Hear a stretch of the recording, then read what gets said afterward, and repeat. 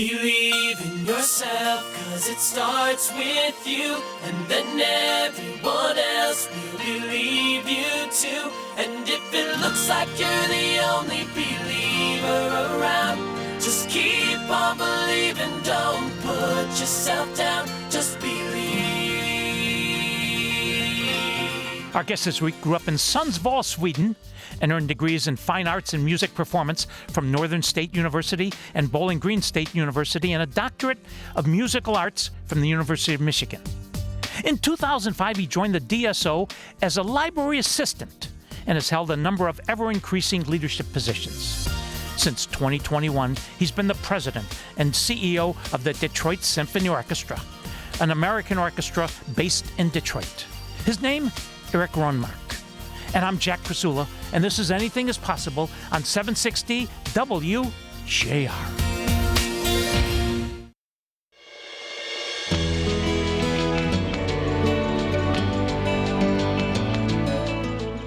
I'm Jack Krasula. This is Anything is Possible, and we're talking to Erik Rönmark, a fabulous story, and President and CEO of the DSO. Erik, welcome, and honor to have you. Thanks, Jack. It's great to be here. Now we talk a little funny, okay? You're from Sweden. Talk about growing up in Sweden and your mom and your dad. Grew up, mom and dad. Amateur musician, loved playing the piano. So music was always around. In Sweden, at that time, and still to this day, you have to pick an instrument. I started taking piano lessons with my dad at home. He was a great teacher. I was perhaps not the greatest student. We had our fights over the piano. But then in fourth grade, you got to pick an instrument in school. You got lessons, and I chose the saxophone. And maybe it was having studied piano with my dad, I knew how to read music. The instrument came really easy to me. I loved the sound of it. And as with kids, when you find something you're passionate about and you start practicing it on your own, you sort of hit something. And so I was pretty good at it. And I realized that, and was always this balance about how big a part I wanted music to play in my life. But I kept at it and applied to schools over here in the U.S., and the rest is history, as they say. What's the biggest thing, Erik, you learned from Mom, and what's the biggest thing you learned from Dad? Wow. I think both of my parents were educators. My dad was a superintendent of schools. My mom was an English and French teacher. So I think the importance of education. They were both avid readers. I grew up around books. And of course, when you're around people like that who value that, it obviously is instilled in you. But then I also saw a work ethic. My dad would be at work, but he would come home, he would read, he would practice the piano every day. My mom, the same thing. They were just passionate about their work and about furthering their education. So I think those are probably the values that has lived with me. Tell us about Sweden. If one of us were going to go to Sweden for the first time, tell us about Sweden. Well, it's a fairly small country. I compare it a lot to Michigan. It's very, very similar in values. It's very similar in size. It's now probably around 10 million people. You have your major cities in the coast, in Stockholm and Gothenburg, and in the south in Malmö. I grew up, as you said, in Sundsvall, which is about 3 hours north of Stockholm on the east coast. Very small, sort of small city, big town feel, but I loved it. I got a great education over there, a lot of good values, and I think maybe half of Sweden's population emigrated to the U.S. in the late 1800s. And when you look at where they went, the Minnesotas, Michigan, I think maybe it's just me, but the winters here don't feel as cold. Speaking of winters, you shovel a lot of snow as a kid. Does Adrian have you still shoveling snow at the Rönmark residence today? Yes, and I'm also trying to have my kids help out a little bit more with it. But yes, and I don't have a snowblower. I feel that as long as my back can make it, I'm still out there shoveling snow. But I think it's a family effort now. What was your picture of America prior to coming here at age 19? Well, I think America was always that big country in the West. For me, when you look at opportunities in music, when you have a country like Sweden, of course there are opportunities there, but you compare 10 million people and a country like the U.S. of over 300, the opportunities are obviously over here in that area. And of course, now looking at orchestras, we have so many wonderful orchestras in this country.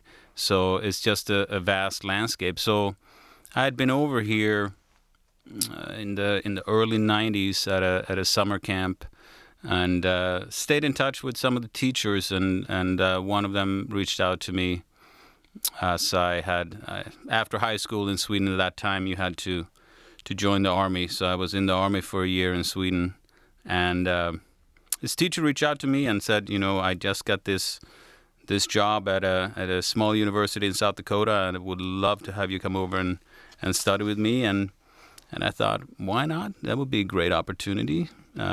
Live away from home for a year and see where it might take me. And here I am, almost 30 years later. All right, you talk about music. The magic of music. It's the universal language. How do you explain that? I don't know if someone could actually explain it on paper. I'd be amazed, but there's a feeling to it. I think in this world, human beings are looking for that awe and that inspiration of what great artists can do, whether it's great composers from the past, great painters, great sculptors, great poets and playwrights. And I think as a society, we decide what stands the test of time. And at the same time, you have artists living now who are creating wonderful works of art. And so you combine that with the talent that we have on stage at the DSO, in our wonderful musicians, the artistic leadership that we have from our conductors and guest artists. And you get sort of this perfect mix. And I think that there's nothing like hearing 100 musicians playing together in an acoustically perfect hall that we are blessed to have here at Orchestra Hall, and also being in community with other people, because you are experiencing something that will never be quite the same again. Even if we repeat the performance on Friday and Saturday and Sunday, each performance is a little bit different. So you have this moment of experiencing something at the highest level together with other people in concert. And I think that is something that just can't be put down on paper. We're talking to Erik Rönmark. If you want to learn more, www.dso.org. He's an accomplished saxophonist. When we come back, we're going to ask him, how good is he? And I'm Jack Krasula, and this is Anything is Possible on 760 WJR.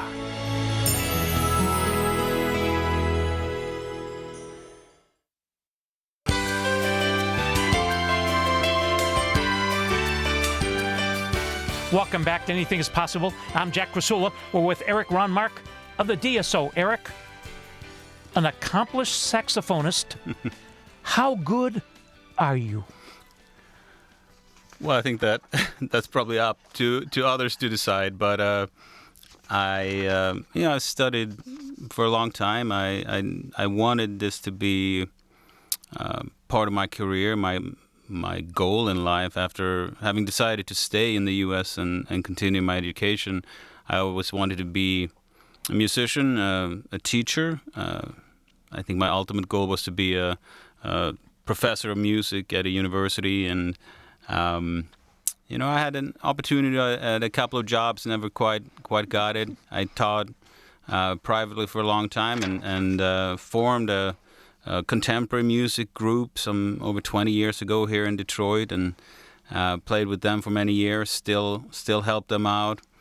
And I had the opportunity of playing as an orchestral saxophonist with the symphony on a couple of occasions, and that's just a marvelous experience. So I can hold my own when it comes to saxophone, but nowadays I love to play, but I leave the professional playing up to our wonderful musicians on stage. You're being a little humble.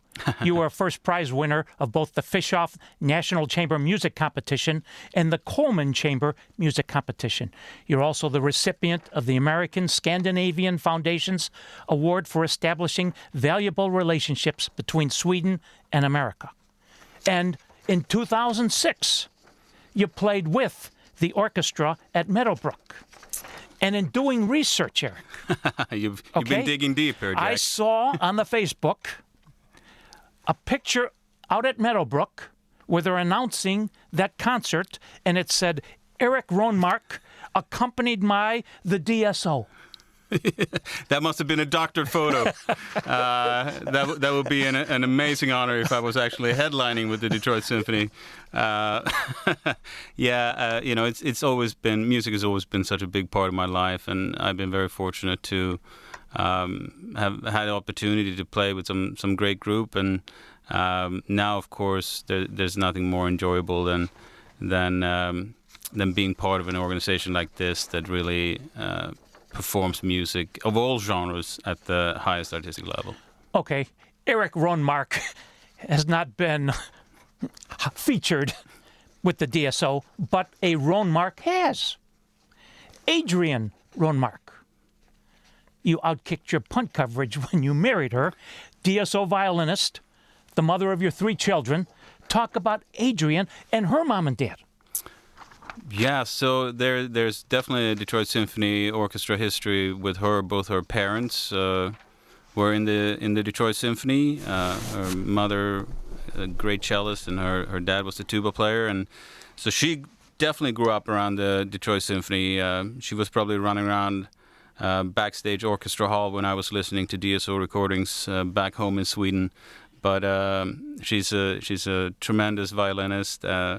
And we met at the University of Michigan, and she started to get more work with the orchestra here shortly after that, and so we moved back to the area. She won the audition, I think, in 2008, just after we had our first kid, and so she's been a full-time member now for almost 20 years, and she's just a fantastic person and fantastic musician. Sometimes when you come home with your tale of woe, does she ever pull out the violin and do like the Jack Benny, this violin? Okay. There's no sympathy in the symphony, right? Is that what you're saying? Okay. In 2005, you get hired by the DSO as a library assistant for the outrageous amount of $12 an hour. That's a lot of money back then, Jack. What does a library assistant do? Well, so the librarians, we have 2 full-time librarians who are members of the orchestra, and it's a highly skilled job. You certainly need a lot of musical training to do it. We do so many concerts a year, and the musicians have to always know what's coming up and have their parts ready, their musical parts ready, and it's librarians' jobs to make sure that the musicians have everything that they need on stage. So I remember applying for this job and was very happy when I got it. I learned a lot about sort of the backstage workings of an orchestra. I think when I was in school, you either became performing musicians or you became a teacher. Those were sort of the 2 paths that you had to go down.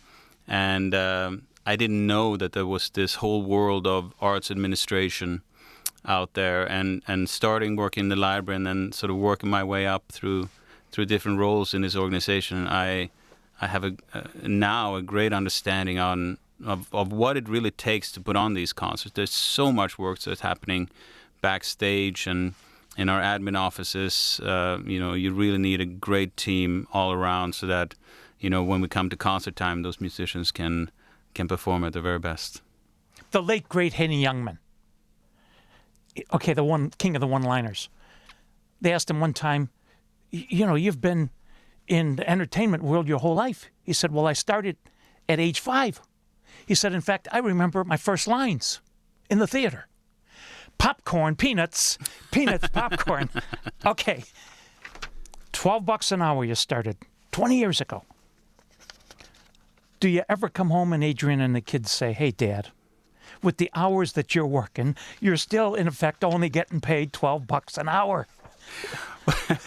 Well, I think there is definitely a lot of hours that we're putting into this, and I try to sort of park my job as I park my car and come home and try to be a good dad and a good husband. But they understand that we're in the entertainment business, which means you have to work nights and weekends, and that's what we all do. All right. Tell us about the history of the DSO. Well, I think that would take longer than your show, Jack, but I'll try to summarize it in saying that we're the 4th oldest orchestra in the U.S., founded in 1887, and has one of the most wonderful concert halls in all of the U.S., built in 1919 for our music director at the time. And such a storied past. We were the first orchestra to hire a director of education. We've been doing recordings for almost 100 years. Orchestra Hall was a jazz club in the 40s. We paid tribute to the history of jazz. And so I think it's just been one of those innovative stories. We were the first orchestra to do a radio broadcast in the whole world. In 1922.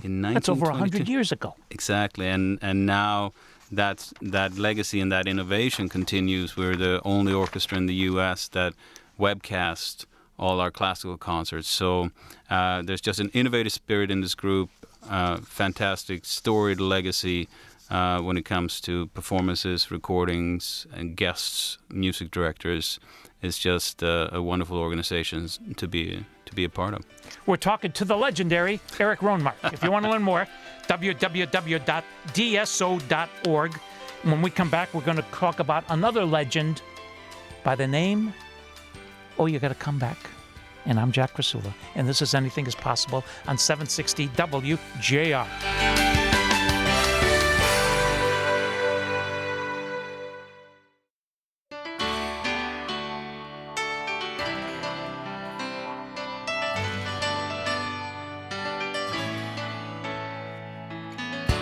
I'm Jack Krasula. This is Anything is Possible. We're with Erik Rönmark. The name Max Fischer. Erik, please. Well, a legendary businessman, legendary Detroiter, great supporter of the arts and culture, something that he passed down to his children. We're very blessed to have him and Mrs. Fisher's name on our music center, which is attached to Orchestra Hall, and of course both Peter Cummings and Julie and Philip Fisher and Jane and all the kids are tremendous supporters of the symphony. And I think when I think of names like Max Fisher and others in this city, the vision that they had for what Detroit can be and should be, and also for the role that arts and culture, and in this particular case, the Detroit Symphony, plays in the revitalization and the sustainability of a city, is really amazing. And of course, without people like him, we wouldn't have the wonderful Orchestra Hall and Max M. and Margie S. Fisher Music Center. So their legacy is near and dear to all of us, and their legacy always continues. One more person of legacy. your predecessor, Ann Parsons. Yes. And Ann, amazing leader, mentor. She became CEO of the Detroit Symphony in 2004.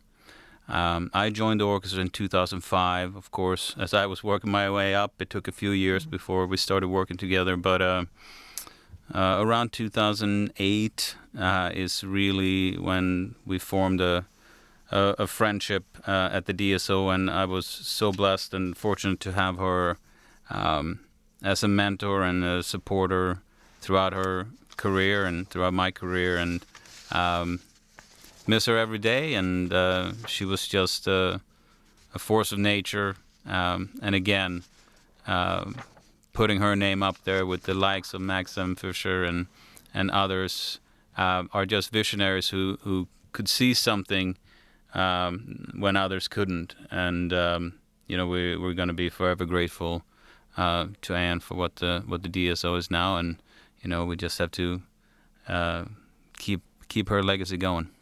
It's tough to replace a legend. And 3 years ago, almost to the day, you replaced the legend, and you get very high marks of how you're doing. Well, those are big shoes to fill. But of course, when you work with someone that close, you wouldn't do it if you didn't share common beliefs. And a lot of the things that I'm very proud of when it comes to what this orchestra in particular are doing, we're putting on the highest level performances in Orchestra Hall, but we're also connecting with the city in different ways. There's a huge focus on music education and accessibility. Our investment in technology and our webcast series, and now our recordings and all of that. Those were all projects and initiatives that we worked on together. So, of course, you want to find ways to put your own touch on this, but a lot of credit goes to Anne for the way that she really cared about the DSO and cared about this city. I believe that just a couple weeks ago, you and your team released... We released the first recording with our new music director, and it's so great when you think about the history here.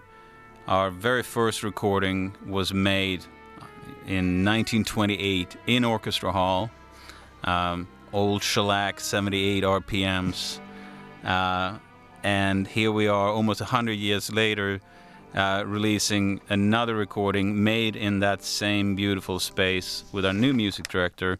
And it's a great piece. Wynton Marsalis, the amazing trumpet player, composer, he wrote a symphony called Blues Symphony that really demonstrates the history of this amazing art form.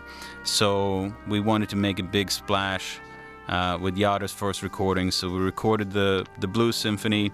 Wynton was involved in the recording process, in the editing process. He is so excited about the recording, and of course, being a record collector myself, we work with Third Man Records up the street to release a limited edition vinyl of this piece. But it's an amazing work of art, and it's complex. It shows off the musicians.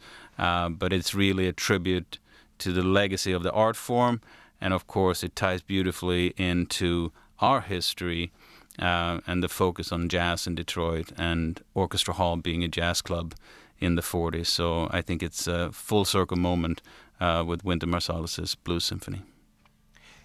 In the world today, it's what have you done for me recently? Not yesterday. What have you done for me this morning? Okay? When we come back, we're going to ask him, what has the DSO done in just the last 2 weeks? And I'm Jack Krasula, and this is Anything is Possible on 760 WJR.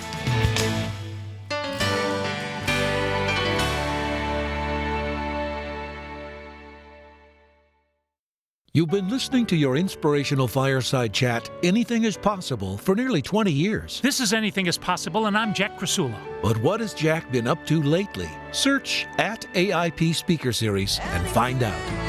It's possible. Jack has interviewed thousands of historical voices, some of whom have offered him their philosophy of life, like Tom Izzo. And Tom writes, work hard, persistence always wins out, discipline is the highest form of love. Stay humble. The great Ernie Harwell. My aim is to do justice, love mercy, and walk humbly with God. And the voices of our generation. I am reassured continuously that His unfathomable love and mercy are the greatest gifts of my life and my constant source of strength, reassurance, and guidance. His Holiness, Pope Francis. At AIP Speakers Series is the YouTube channel where all of these jewels can be heard, including some of Anything is Possible's greatest guests. And we're with Mitch Albom. The Little Liar is really a book about truth and lies and the price we pay when we lie. This is Anything is Possible, and with Tom Watson. My father loved to play with the pros at the club. Developed a very quick friendship with Stan and played some golf with him. And then he would ask me to play golf with him and Stan. Our guest this week was born with a rare disorder characterized by the absence of arms and legs. His name, Nick Vujicic. Something that every human being actually deals with, Jack. It's the choice of continuing to believe or giving up. And recordings of the AIP Speaker Series events at St. John's Resort. Go to YouTube and search at AIP Speaker Series. It's free. And remember, Anything is possible. Spohom.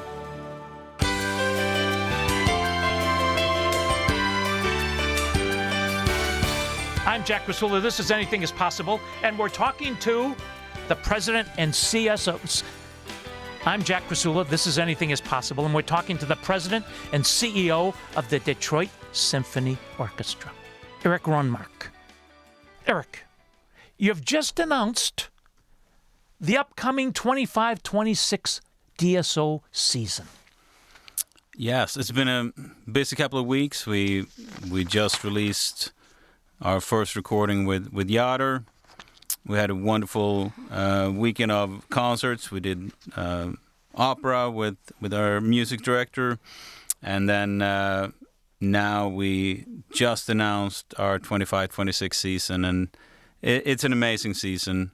And every year you always wonder how you're going to top it. And somehow the staff and team find a way to do it. I'm really just proud of what we present, because we do so much, not just with the season announcement, but we have a wonderful learning and engagement department that focuses on music education. So every week there are hundreds of students that are coming through our building for lessons.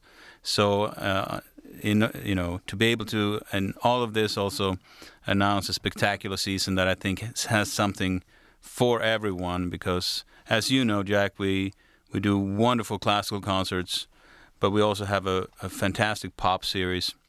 We do our young people's concerts, family concerts. We have a jazz series, and our what is really exciting now too, that has been very popular for us to reach even a wider audience, is our movies, where the orchestra performs the soundtracks to all these wonderful movies. So it's a great season, and we're opening. Our opening week is in October with the fantastic pianist Hélène Grimaud, and she's performing Gershwin's Piano Concerto in F with us, and it's going to be a great way to kick off the season. A year ago, you were talking to Sherry Walsh, and I quote you, "You want to get out of the hall more." What does that mean? Well, it doesn't mean that I want to get out of the hall permanently. That's for sure, because Several of them. Yeah. Okay. No, I mean we musicians would say, "We want you to get out of the hall more." Maybe they want me to get out of the hall more. Yeah. No, of course. We do so much wonderful work in orchestra and hall. Adrian says, "I married you for better, for rich, but not for lunch." Okay. Okay, go ahead. No, the hall is our home, and it's been our home. We've been on the corner of Woodward and Parsons for over 100 years, and it is an acoustical gem, and it is a special experience to come to the hall and experience that level of musicianship together with a 2,000 other people. At the same time, we know that Detroit is a very, very big city. And I think for us to meet people where they are is really important. We go and perform. Of course, we've been doing music education for over 100 years, and we do concerts in schools. We go out with musicians to elderly care centers, to hospitals. We perform concerts in partnership with different neighborhoods in the city of Detroit. And to top that all off, we do webcasts, which is a way to get into people's homes. I don't want anyone to be able to say, I can't do this. We want people to come and see us in any of these venues, and if not, you can watch us online, because it is such a wonderful tradition, and it's such a wonderful art form, an art form that I think is worth preserving. We've been here for over 100 years. I hope we'll be here for another 100. So when I say we want to get out of the hall more, I think you want to meet people where they are and form that connection, because once you've experienced this, you're going to want to hear more. Speaking of experiencing, when you get out, you've performed in a lot of churches in the community. Talk about some of those experiences.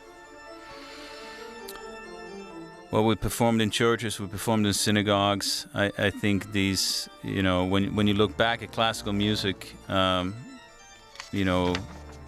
400 years ago, a lot of this music was performed in churches. When you look at composers like Bach, who was an organist himself, who composed music for the masses, that music has continued to live on. So sometimes it feels very full circle when you go into wonderful venues with acoustics and hear the music in some ways the way it was performed 300-400 years ago.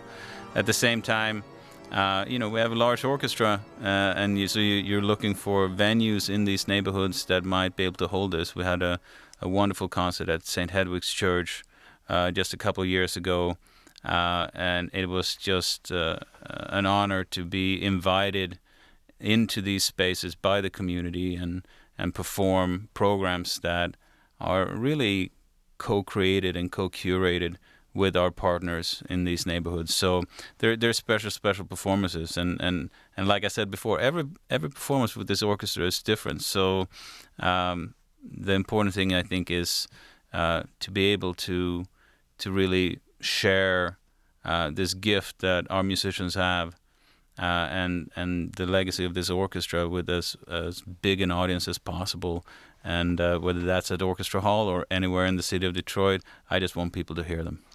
Every orchestra has a music director, the conductor. That person has to be the quarterback. And we want someone like Patrick Mahomes, Tom Brady. And we have a young Patrick Mahomes, Tom Brady. Please. Well, I would say we have a Jared Goff. I think, if you're going to compare it to a quarterback, I don't think we can leave him out. Yes, Yader Beniamini, Italian musician, started as a clarinetist in an orchestra in Milano, and huge talent musically, and what you need in that position more than anything is someone who can really lead an orchestra, inspire an orchestra, and also has a vision artistically what they want to do. And we certainly found that.